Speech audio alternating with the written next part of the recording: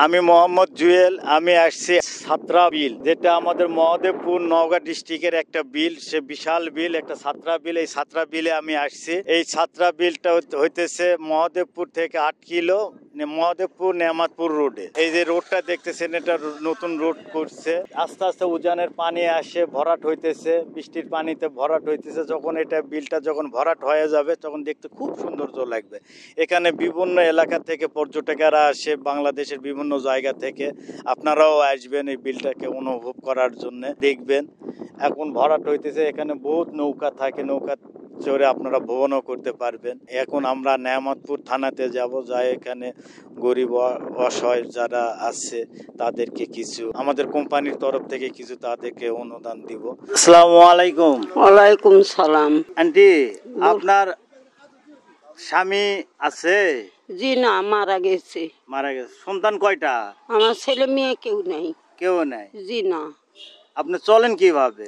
না কোনো রকম আপনাদের মতন মাসে থেকে চাই গেলিয়ে খায় আর বাইর বসে থাকি। এই তো সকাল তিনি কিছু নাই, পেটে তো অনাহারে আছি, কেউ নাই। বা এটা হাতে চর মারবে, বন্দুক নাই।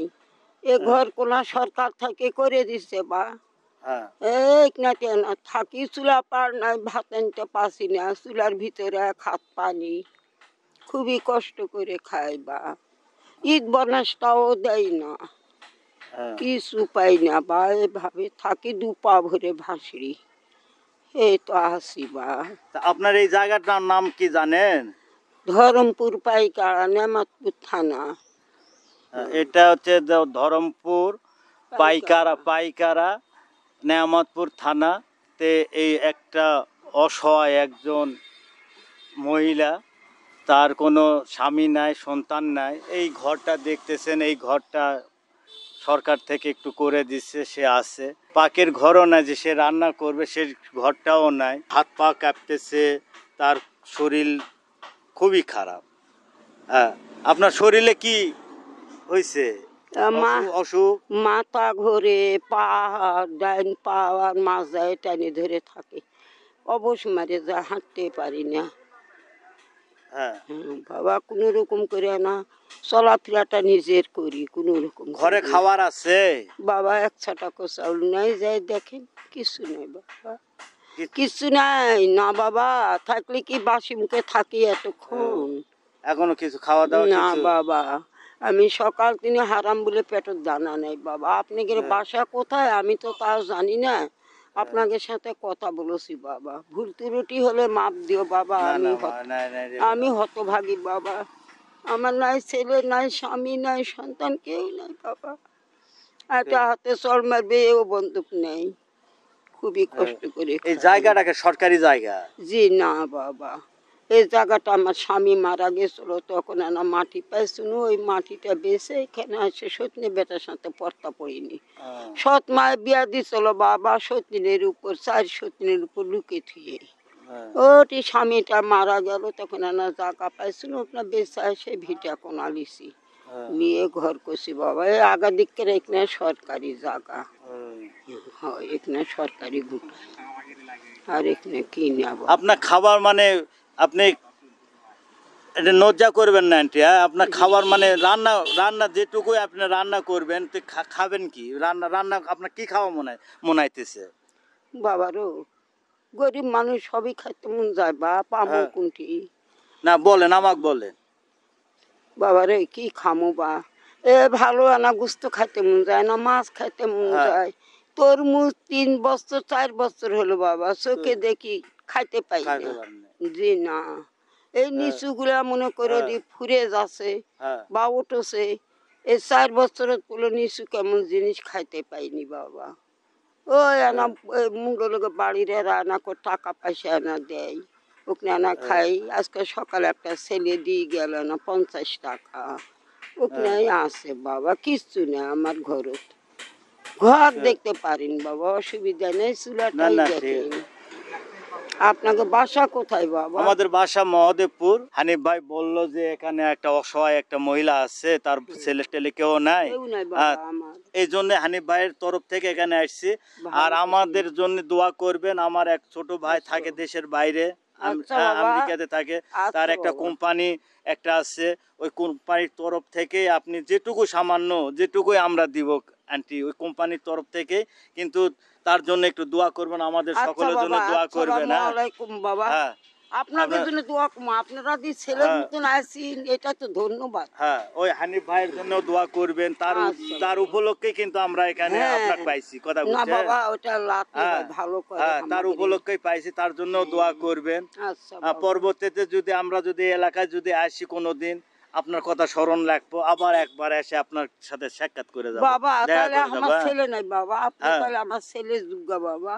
যদি আমার নাই। আসি, যদি আবার আপনার কাছে আচ্ছা দেখা করে বাবা, যাবা। আপনার তাহলে মায়ের আপনি মতন আমার বয়স হলে বাবা, আপনার হ্যাঁ, মার থেকেও আমার বয়স হ্যাঁ। বেশি। তাহলে আন্টি আপনি একটু না রেডি হন, চলেন আপনাকে একটু না বাজার করে দিই।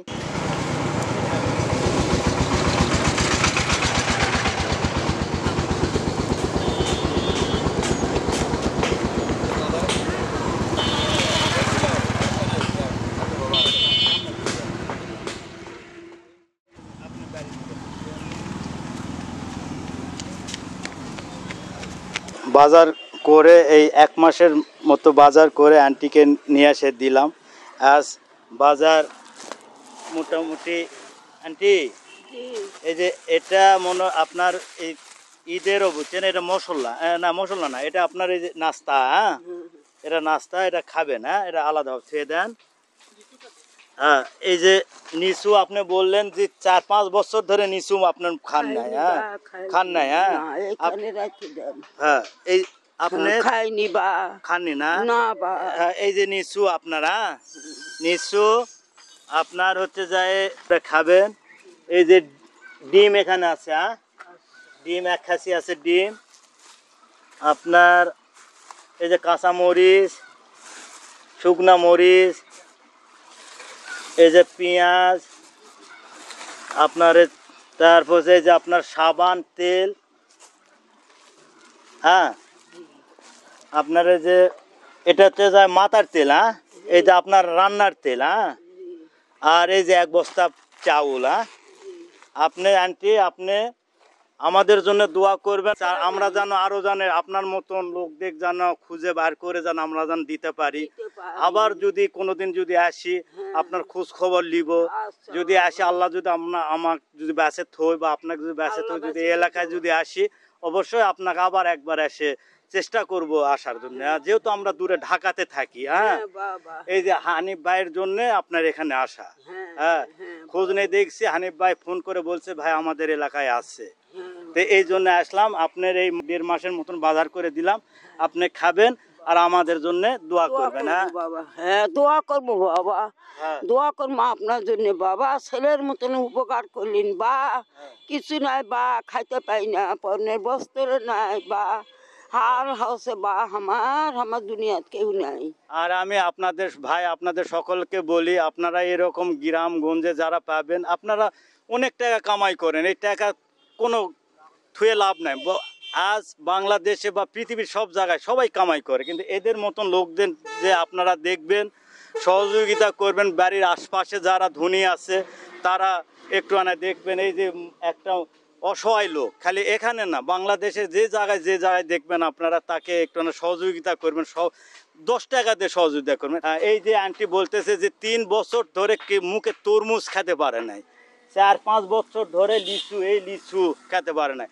আমাদের বাংলাদেশে অনেক কোটি কোটি ব্যক্তিরা আছে, তারা পকেটে বহুত টাকা করছে, আজ তাদের ভিতরে শান্তি নাই।